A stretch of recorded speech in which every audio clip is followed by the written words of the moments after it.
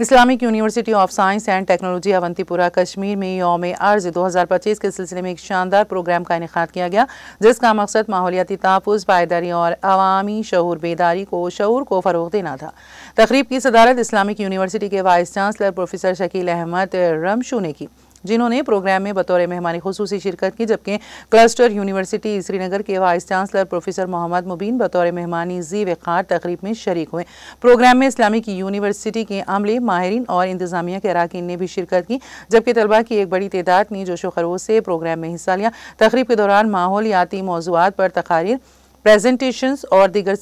सरगर्मियाँ मुनक़द की गईं, जिनका मकसद शुरा में माहौलियाती शऊर बेदार करना था।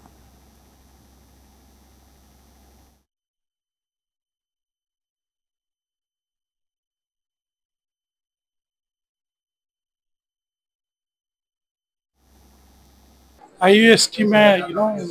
अर्थ डे के हवाले से बहुत से एक्टिविटीज़ नेक्स्ट 3 डेज़ में